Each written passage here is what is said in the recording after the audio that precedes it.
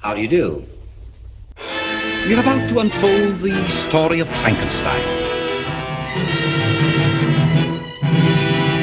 He's one of the strangest tales ever told.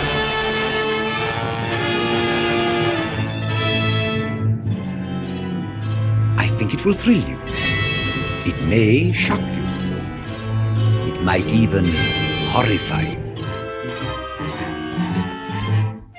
Well, we've warned you. You have been warned. Welcome back to the Frankenstein Minute, the podcast that dissects the Universal Frankenstein film series minute by minute. I'm Tom Lang. And I'm Bill Evenson, and we have reached minute 28 of the original Frankenstein. We're still in the den. Den, I would go guess. with den. Yeah, den. It looks like a den. Is it a smoking room? I don't really know what I smoking don't know. room looks like. I'm not in that. I'm not in that social class, but yeah, that's true. he We is have a different smoking. room for every. He's smoking. He's coughing up a little bit of phlegm. Oh God, the coughing. Oof. Yeah. He's. Well, he as doesn't we sound good. as we referenced last week, he would only live a couple more years after this, Yeah. dying of, ironically, lung cancer. You know, and I've seen it mentioned in a few different sources that there was every intention to bring him back for the sequel if he Yes. had lived. Yeah. Which I think is a strange thing to even talk about because he died 33, Yeah, when the and sequel. I don't picture them really planning Oh no! Pride until. Oh no! They were planning it right away. Oh, is that right? Yeah, and what took so With long Whale? is and Okay, he just kept saying no I see. until finally. Well, yeah, planning it to that level, but not to the point of caring about who's in the cast. I wouldn't think. Oh, I think so. Yeah. Yeah. Or, Can well, we get you know, Clive back? Can we get question mark back? Yeah, These guys. well, So these are guys- they busy? Well, there was no question of getting question mark back because the film wouldn't have proceeded without. Okay. But you know, The Riddler. Okay. maybe it's Frank Gorshin. Frank Gorshin. Yeah. There's no question. The young Frank Gorshin. The young Frank Gorshin is on the table.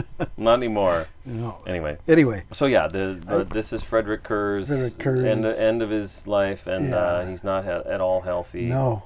Um, He's kind of stooped over. He's pounding on what used to be his chest. The hollow vacuum delivering. that used to be once robust. He went from what is it? What's the one side of a spoon as opposed to Oh, the other? concave, concave to Went from convex. convex to concave. Yep.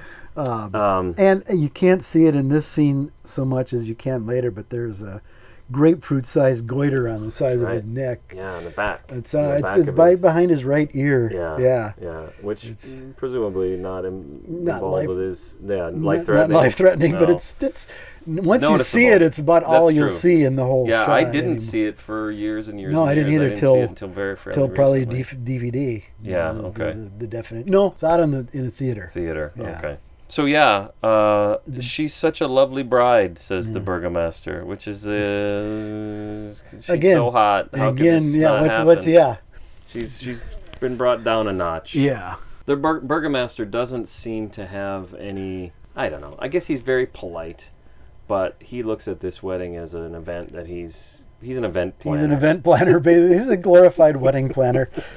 Well, he says the he whole is. village is prepared for it. So clearly, Yeah. this is an important family, Yep, and they're much beloved. much beloved. Yeah, they would have to be, I suppose. Well, there doesn't seem to be a whole lot of repercussion for what Henry's done. Yeah. So they must tolerate You mean what he's done so far, or what he does later? Well, later. I mean, it's not a big secret. The end of the film. Okay. It's not a big secret what has happened. Yeah, that's And true. nobody really points a finger at him. Nobody, even in the sequel, they touch upon it. I was gonna say there's a couple of sentences, Yeah. but that's about it. Yeah, nobody really is like, "Psst, dude, Yeah. what the fuck? Yeah, and presumably it's because Because he's a Frankenstein. He's a and Frankenstein. They That's carry they a lot kinda of do whatever water. they want. Yeah. All Well, right. he could push the Burgermeister around, no problem. That's certainly true. You know, basically tell him to shut up, get out. Yeah. So the Baron's ready to call off the wedding, and Elizabeth gives no indication that she's on board with this. No. Would they have eloped? If they would have called the wedding off, Yeah. If he said no, it's off they might have, yeah, Yeah. because she's amazingly tolerant of him. of Henry. Well, of Oh, him, of yeah, the yeah, Baron. of the Baron, Yeah. but of Henry. I mean, she supports him through all this. Yeah. She knows now what he's been up to. Yeah, there are no secrets. Yeah, and apparently she's The fine with prying it. eyes were let in Right. minutes ago. Apparently she's fine with it. Just like everyone in the village. Yeah, nobody really seems There's really that. no problem here. Yeah, This nobody. film should be wrapped up soon. Yeah. Nothing What to see here. could possibly go wrong? Yeah, exactly. Yeah, she's not like, okay, that's it. Yeah, You're nuts. Goodbye. yeah. No, she's still devoted to him. She's trying to convince the Baron that everything's okay. So she clearly wants to move forward. Bowles is right in there too. Bold is right there, hoping that maybe she'll change her mind. I think he's getting Yeah, a that's boner. true. You would think that he would. He'd he be would pushing for. pushing. Yeah. Look at that guy. Well, What the a Baron nut. does have a point, Yeah, Elizabeth. he's kind of a nut. Did you see that body move? That was He said weird. it's alive. Remember that? The Remember live that part? Remember that whole The thing? name of God. Do you remember that? Yeah, you were there, right? You were there. Yeah, it's interesting that we don't see from the moment it's alive to a couple days later what exactly transpires. Mm-hmm. Once it's alive, do they just, oh, okay, well, good luck with that. Mm-hmm. Good night. We're going to head back to town. And that's good filmmaking. Oh, it is. Yeah, Yeah. we certainly don't need to see that. Right. It's weird to not see it, especially in older movies where Right. you see someone get in the car to go to Over-explain drive over there everything. to Yeah, get out of yeah, the car. yeah. To Well, all like I that said stuff. weeks ago, that there was a scene in both scripts where they are leading, in a coach up to the Mm-hmm. watchtower, which completely unnecessary. Right. Kind of like Dracula. A lot of stuff in A lot there of is just stuff that's completely just unnecessary. Very draggy. I did watch that again lately too, Okay. just to maybe I'm being unfair, because I read that the Gary Don Rhodes has a book Mm-hmm. that is sort of a book-length apology for Dracula. And while he found a lot of great new information, looking through old magazines and stuff, he labors the point to the point where it's like, I don't know, Yeah. it's not. You've gone on too long. Yeah. And But the Dracula obviously has some really great parts, but yeah, there's Right, but the overall, parts where it drags, it drags, just drags. Yeah. And scenes like this, Like our podcast. like you know what I like mean? this is dragging right now at 7 minutes. I haven't really said a fucking thing. It's all right. This is what people tune This is in this is for. what you pay for. Well, a scene like this is very dialogue heavy, Mm-hmm. but it doesn't drag. It's not. Yeah. It's there's editing. There's camera movement. There's Well, also, is- there's a lot of there's a lot of- dialogue, lot but of- not to say a lot. It's actual, it's fun. It's if you could summarize all this in a line of what is Yeah. actually said, or a couple lines maybe. right, but nevertheless, it's not draggy. It's not Mm-hmm. one wide shot playing through the whole scene. It's not exposition. It's That's not what I guess I'm exposition. getting at. It's not just exposition. There's character Right. development Exactly. here. There's, Yep. Yeah. So Vogel says the very spitting image of his father, and Yeah. the response to that is very telling. It is. Heaven forbid. Yeah. He's had it. Yeah, this is He's bullshit. this close to cutting Henry out of the well. So yeah, it's like I made reference to the fact that he says pretty sort of experiments these must be, as if he's obviously talking about what he's getting up to with some other woman. Yeah. But I think there's another way to read that, which is he's just, I don't mind. Oh, what are you doing? Why are you up in this windmill? What Yeah. are you up to? You're an embarrassment to the name of Frankenstein. Yeah. Is what I see. Yeah. It's like, That's you're something. not following the path you're supposed to be following. Yeah. We sent you to medical school for a reason. You're not doing it. Yeah, You it's know, you're- stuff and nonsense. It's stuff and nonsense. And what the fuck is the Baron getting up to? Sitting around in his smoking Yeah, jacket he's not and doing his a damn little thing. His polka little- dot little- bow tie. little hat What does he and- want Henry to be doing? I mean, it's really kind of fun to, or really, I guess it helps you to like Henry a little bit more because He he's puts up with. what Henry's getting up to is it's quite an accomplishment. It is, like for I said, someone who is literally to the manor born, as you say. And who never finished school. Yeah, right. So. And I would guess Baron doesn't find that disappointing either. School. Yeah, whatever. You yeah. should be sitting around the house Sitting smoking around like smoking. me. Ordering people around and Yeah. contradicting everything they say. Yeah, just arguing. Yeah, for the sheer sake of arguing. He's kind of a jackass. He is kind of a jackass, I guess. He calls Vogel an idiot, and it's interesting because I didn't notice this to his until face, recently. yeah. He says that, and then the next thing that happens, he says it, and Vogel goes, "Pff." He kind of goes, "Pff." Well, like, whoa, And he kind of, where's this coming from? Yeah. And he turns away at that point to Elizabeth, and then the Baron keeps talking for a bit, but then he never looks back to the Baron. He says, good day. Good day. And then he does say, good day, Herr Moritz. Now suddenly he's got another, got another friend. This guy's here, yeah. Yeah. It's not just one man crazy and three spectators. And a maid. He doesn't turn back to the Baron until the Baron says good day. Good day. And then he turns back, and this is great British hoity-toity kind of behavior. That puffery. To say, puffery is a good word for it. To say good day to someone and have that sound like the worst like insult. an insult, yeah.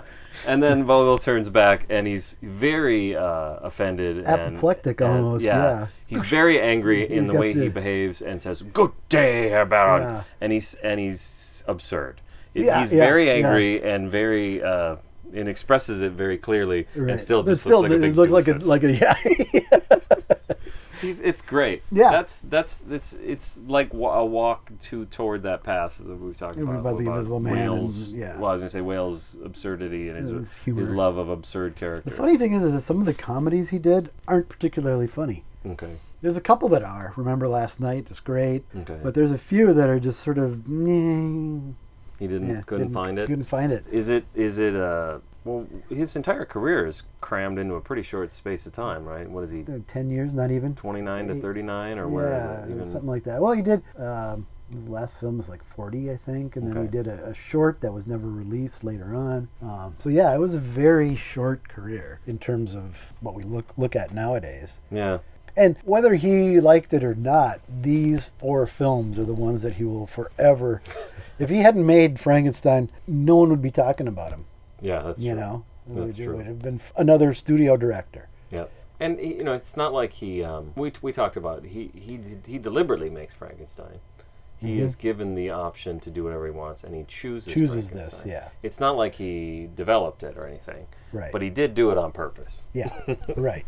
Yeah, because he was given carte blanche by Junior Lemley to do whatever he wanted. And there's the stories, and I don't remember if we touched upon this 100 years ago or not, that he stole it from Robert Florey. But there's evidence to indicate that Universal wasn't real happy with what Florey was doing anyway. So they weren't real upset that he took him off the film. I guess when you think about how that story is told, though, even how you just told it, he's given carte blanche to do whatever he wants, and he looks at it and goes, "Oh, I see Robert Florey is making Frankenstein for you. How's that going?" I mean, you know what I mean? Yeah. Like there's got to be some. Yeah. Either someone offers it to him, either he says, "Oh, it's too bad someone else is making Frankenstein." Yeah, that would be quite interesting. Kind of interesting, yeah. Even that would be kind of a dick move. So it's. Yeah, I know. I'm not saying it wasn't a dick move. Okay. I'm not saying that at all. I'm saying that I don't think it's as much of a big crime as it's been made out to be. I see what you mean. Florey was robbed. Florey was probably going to get fired. He was going to anyway. get canned anyway. I see. That makes sense. Yeah. And history, of course, is happy that he got canned. Yes. Like I said, we are. We are, yeah. Belong Dead Studios would not exist. Would not exist. And think of how empty your lives would be without us here. That's right. Yep. How did you survive on this planet this Before long without Labor Day? Yeah. All right. Is that it?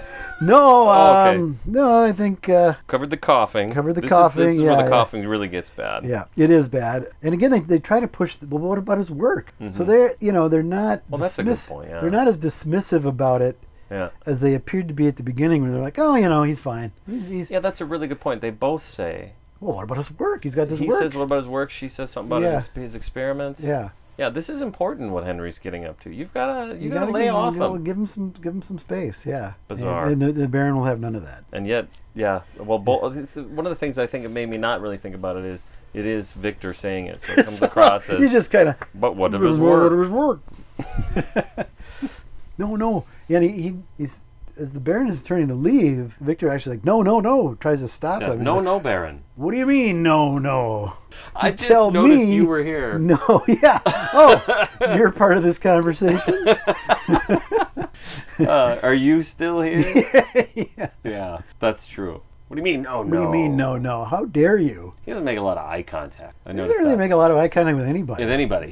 He that line you talked about where Vogel comes in last week, when Vogel came in and he said nothing that Baron could say or the Burgermeister could say could be of any importance. He doesn't look at him. He's not looking at anybody. He's looking off into some other direction, sitting in a chair.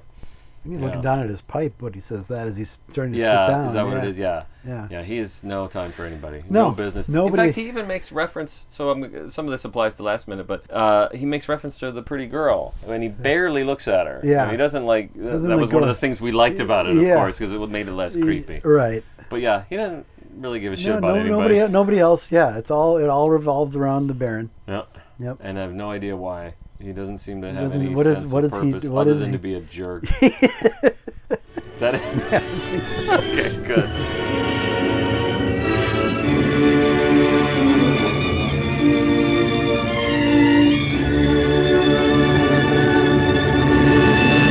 Belong dead. Prepare for a spine-tingling, nerve-shattering podcast featuring all your favorite monsters. You won't believe your ears when you listen to Monster Kid Radio. Hear your host, Derek M. Cook, and his ever-rotating stable of guests discuss your favorite classic and sometimes not-so-classic monster movies. Subscribe to Monster Kid Radio through iTunes or Stitcher, or visit monsterkidradio.net before the next weekly episode of Monster Kid Radio. Go through the archives for interviews with Sarah Karloff, Victoria Price, and Joel Hodgson. Listen to the discussions about movies like Creature from the Black Lagoon, Island of Terror, and King Kong. And don't forget convention coverage from Monster Bash and the H.P. Lovecraft Film Festival, Classic Monsters, Modern Talk, and the Head of Rondo Hatton. Only on Monster Kid Radio.